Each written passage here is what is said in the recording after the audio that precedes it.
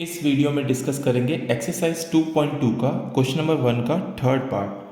Question है 6x² minus 3 minus 7x। पहले तो देखिए इस इक्वेशन को थोड़ा स्टैंडर्ड फॉर्म में लिख लेते हैं। स्टैंडर्ड फॉर्म कैसे होती है हमारी, x² की टर्म पहले, फिर x की टर्म और फिर कांस्टेंट टर्म। तो इसे स्टैंडर्ड फॉर्म में लिख लेते हैं। स्टैंडर्ड फॉर्म में कैसे लिखेंगे, 6x², उसके बाद x की टर्म लिख लेते हैं माइनस 7x माइनस 3। ये हो गई स्टैंडर्ड फॉर्म में, ताकि कंफ्यूजन ना हो सॉल्व करते वक्त। अब इसमें हमें क्या करना है, जैसे हमें पता है इस इक्वेशन में हमें फाइंड करना है अब प्रोडक्ट, इसके फैक्टर्स निकालने हैं। तो साइड में रफ वर्क करेंगे। सम कितना होता है, सम होता है जो बीच वाली टर्म है माइनस 7x वाली टर्म, और साथ में प्रोडक्ट कितना होगा, प्रोडक्ट होगा इसका, प्रोडक्ट होगा माइनस 3 मल्टीप्लाई बाय 6। इन दोनों टर्म्स का मल्टीप्लीकेशन माइनस 3 मल्टीप्लाई बाय 6, तो ये आ गया माइनस 18।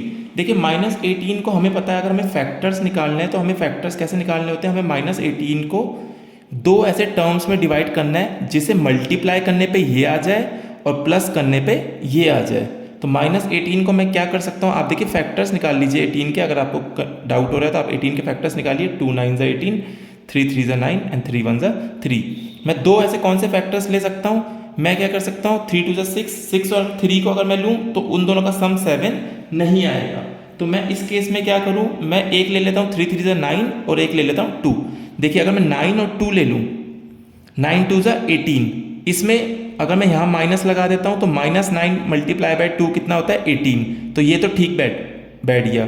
अब देखिए माइनस 9 प्लस 2 कितना होता है माइनस 7, तो ये भी ठीक हो गया। इसका मतलब मेरे जो ये दो फैक्टर्स लिए हैं ये एकदम ठीक हैं। फैक्टर्स हमने लिए माइनस 9 और 2। अब जब फैक्टर्स ले लिया है तो अब इस इक्वेशन को फैक्टराइज कर देते हैं। इसे हम लिखेंगे 6x² माइनस 7x की जगह पे हमें लिखना है ये दोनों चीज़ें, माइनस 9x और 2x। तो हम लिख लेते हैं minus 9x plus 2x minus 3। इसके बाद इन दोनों को एक साथ सॉल्व करेंगे और इन दोनों को एक साथ। इसमें से कॉमन क्या आ सकता है, देखिए 6 और 9 दोनों 3 की टेबल में आते हैं, 3 कॉमन आ जाएगा और दोनों में एक x है कॉमन है, x कॉमन ले लिया। अंदर क्या बचेगा, 3x आ गया, इसमें से 3x डिवाइड कीजिए, 3 2 6, एक x डिवाइड होगा तो बचेगा एक x, माइनस 3 3 9 और x से x कैंसिल हो गया, प्लस यहाँ पर कुछ भी कॉमन नहीं है तो हम लिख लेंगे 2x माइनस 3 को ब्रैकेट में ही लिख लेते हैं, कुछ भी कॉमन नहीं है। इसके बाहर कुछ नहीं है तो मैं 1 मल्टीप्लाई में लिख लेता हूँ, उससे आई गेस कोई डाउट नहीं होना चाहिए, 1 को हम ऐसे लिख सकते हैं। इसके बाद नेक्स्ट लाइन में देखिए ये है पूरी एक टर्म और ये है दूसरी टर्म। इन दोनों में कॉमन क्या है, ये वाला ब्रैकेट, तो हम लिख लेते हैं 2x माइनस 3, ये कॉमन आ गया। बचा क्या, यहाँ से 2x माइनस 3 कॉमन आ गया, यहाँ से बचा है 3x, यहाँ से क्या बचा है प्लस 1। तो ये दोनों हमारे हो गए फैक्टर्स। अब इसे हम कर लेते हैं, इसे सॉल्व करते हैं। जीरोस निकालना है हमें पता है इक्वेशन में जीरोस निकालना है। तो जीरोस के लिए हम क्या करते हैं,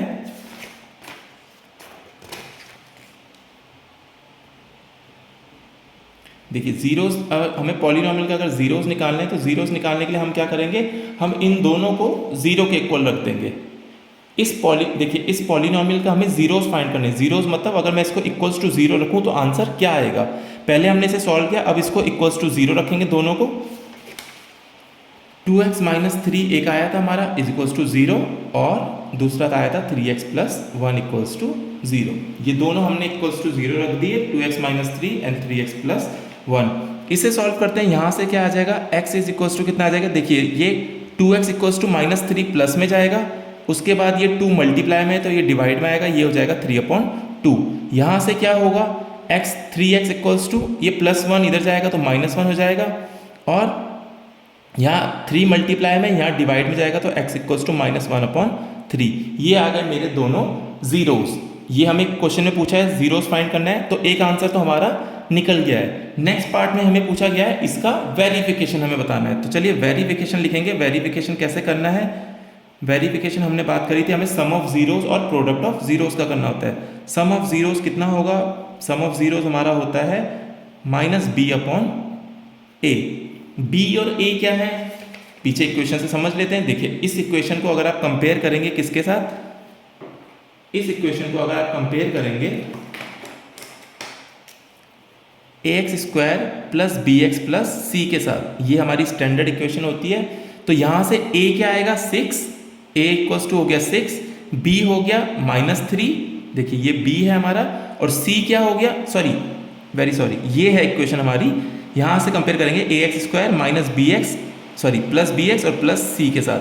ए यहाँ से कितना हो गया, ए हो गया 6, ए हो गया 6, बी कितना हो गया, बी हो जाएगा -7, बी यहाँ से देखिए बी हो जाएगा -7, और सी कितना हो जाएगा -3।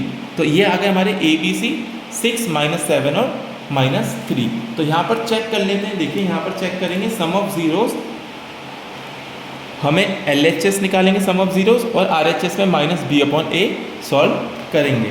तो जरा सॉल्व कर लेते हैं इसे, देखिए यहीं पे सॉल्व कर लेते हैं इसे।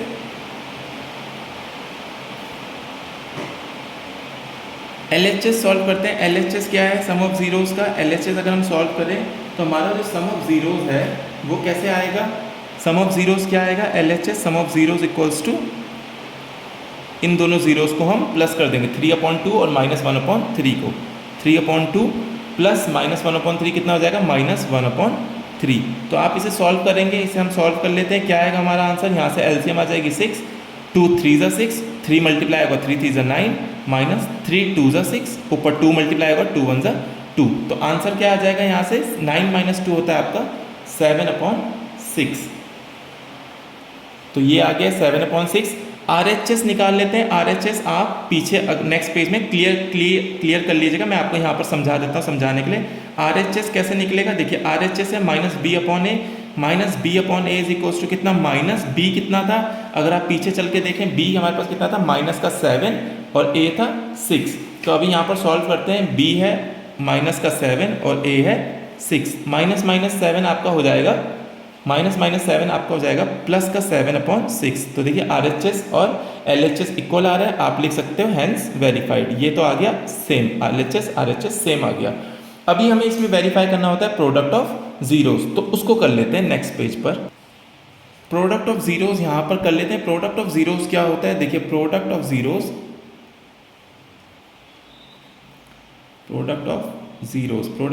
हमारा होता है C/A।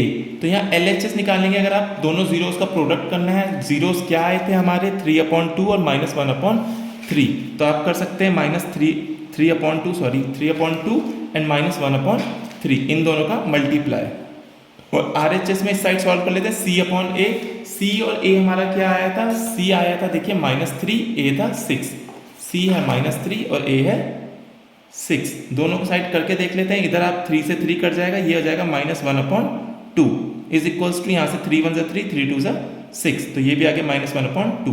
दोनों इक्वल है, हम कह सकते हैं hence LHS equals to RHS, hence verified. तो ये आपका वेरिफिकेशन वाला पार्ट हो गया है, राइट। तो आई होप आपको ये क्वेश्चन समझ में आया होगा। नेक्स्ट पार्ट के लिए मिलते हैं नेक्स्ट वीडियो में।